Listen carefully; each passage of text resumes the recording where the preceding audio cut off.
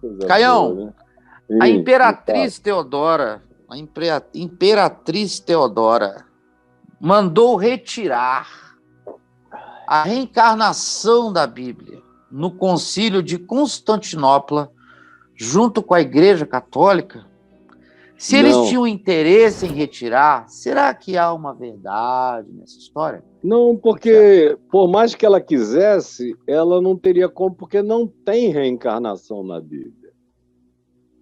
Nem nos textos do Novo Testamento que nós temos na nossa Bíblia, que foram definitivamente ajuntados no quarto século, no Concílio de Nicéia, e por ordem do imperador Constantino, que não queria que houvesse uma multiplicação de evangelhos apócrifos, pseudepígrafes, todos escritos no terceiro século, ou no final do segundo, absolutamente distantes das testemunhas originais.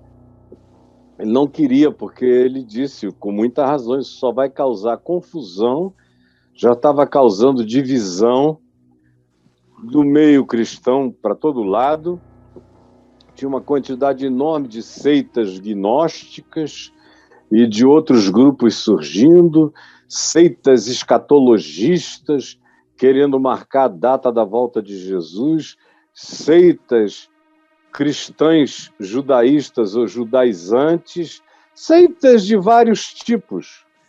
E o objetivo do Constantino era unificar o império. Para ele unificar o império, ele tinha, assim como os judeus que já tinham feito um determinado cânon do Velho Testamento, porque os próprios judeus já tiveram mais livros no Velho Testamento do que no final restou, porque eles entenderam que tinham que colocar os livros que tivessem uma contribuição sequencial para a objetividade da história. E os cristãos, depois de um tempo, no quarto século, acabaram fazendo a mesma coisa. Agora, eu conheço os 4 evangelhos que nós temos, as cartas dos apóstolos que nós temos, e conheço também os textos atribuídos aos apóstolos, que não estão aqui na Bíblia, e conheço os evangelhos atribuídos a apóstolos e que foram escritos 2 séculos e meio depois, por outras criaturas que são pseudepígrafes. E eu já li todos eles. E os que eu não li, de ficar lendo o texto, o livro, embora eu tenha livros aqui com todos os apócrifos, e de vez em quando eu atualizo, porque de tempo em tempo há um apócrifo novo que é traduzido. Recentemente eles traduziram um novo apócrifo, que só foi possível ser traduzido por causa de uma tecnologia desenvolvida de 5 anos para cá, porque eles não conseguiam ler nada ali com nenhum equipamento. Mas com essa nova tecnologia, o que era absolutamente apagado ganhou visibilização total e eles puderam fazer a tradução. Como material arqueológico maravilhoso, como contribuição ao ensino coerente dos 4 evangelhos, totalmente fora do gol, um chute que foi para além do estádio, foi lá para fora.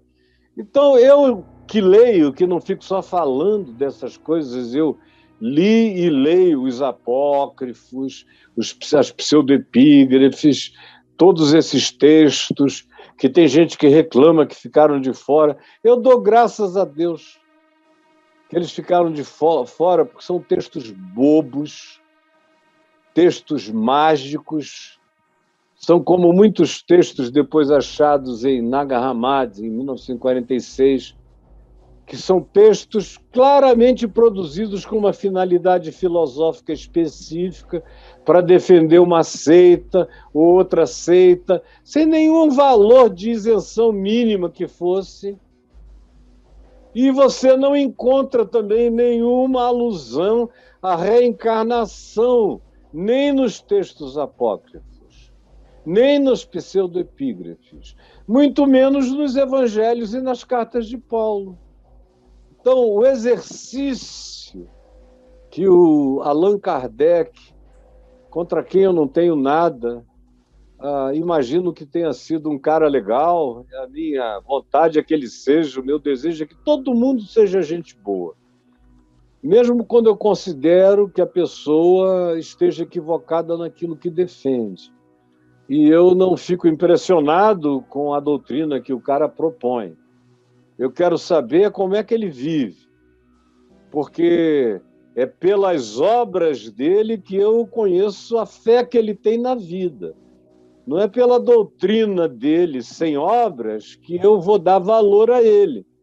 Eu prefiro um espírita com a doutrina errada, amando o próximo de todo o coração e servindo o próximo, do que um crente chamado evangélico que possa ter a doutrina que ele considere mais ortodoxa possível, cheio de ódio, de desamor, separando o joio do trigo, arrogante, perverso. Esse aí, para mim, com doutrina certa ou não, está perdido. E o outro, com a doutrina errada, está certo diante de Deus, porque Deus mandou foi amar. O dogma de Jesus é amor. Não é doutrina de Calvino, de Armínio, nem católica, nem nada. Tudo isso é a construção da invenção dos homens. Até a guerra contra a reencarnação é uma guerra carnal. Ou a doutrina da reencarnação é uma mágica.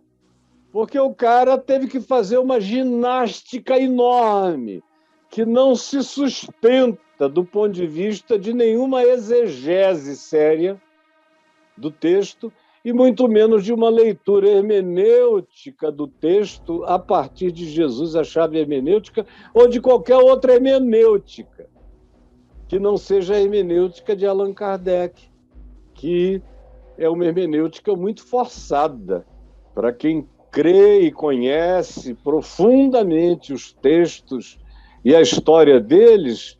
Não tem reencarnação possível no Novo Testamento. E no Velho Testamento são mandamentos. No Velho Testamento contra essas coisas e, sobretudo, contra a invocação de mortos, contra uma quantidade enorme de outras coisas. Mas quando o Velho Testamento diz que João Batista era Elias, perguntaram a João Batista: tu és Elias? João Batista disse: não. Não, não sou João Batista. O que se queria dizer?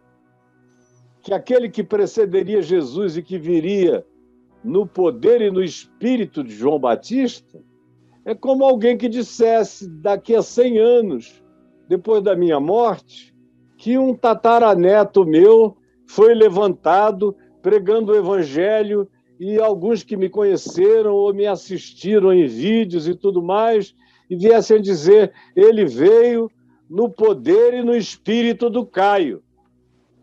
Só isso, mas não sou eu.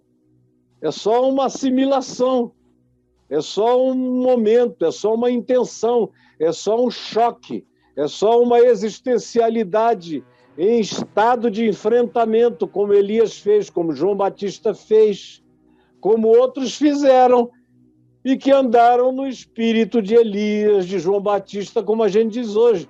É um verdadeiro João Batista. Ou a gente diz, como quando eu era novo e comecei a pregar para todo lado, todo lugar, em onde eu ia, tinha gente que dizia: você veio no espírito e no poder do apóstolo Paulo. Eu ouvi isso para todo lado. Eu era Paulo? Não. Mas eu tinha que reconhecer que tinha dentro de mim uma paixão, um fogo, um destemor e uma ousadia que me colocava com a disposição de encarar qualquer um e qualquer coisa, sem fugir, sem voltar atrás, sem correr, sem me esconder. Nesse sentido, era no espírito e no poder de alguém que não tinha medo de testemunhar para ninguém, que nunca ficou com dor de barriga, nem com aflição, nem com pé gelado, porque aquele para quem ou aqueles para quem eu iria pregar eram importantes demais. Eu não conheço esse temor, nem esse tremor, nem essa preocupação com auditório, nem com celebridade, nem com intelectuais, nem com acadêmicos. Eu chego lá com a mesma tranquilidade, pegando a minha xícara, sem nenhum tremor, sem nenhum temor, sem coisa alguma, porque para mim é tudo igual. E o evangelho que me habita não falha. É no espírito e no poder de Paulo. Agora, cada um é cada um. E desculpem quem pensa diferente, para mim isso está longe de ser uma coisa importante, porque vocês não me veem discutindo isso aqui. Vocês não me veem discutindo contra doutrina nenhuma, a não ser contra aquelas coisas que fazem em nome do Evangelho, com a Bíblia aberta, falsificando todo dia com a cara limpa, ou aliás, com a cara ilameada, a mensagem de Jesus. Aí eu bato.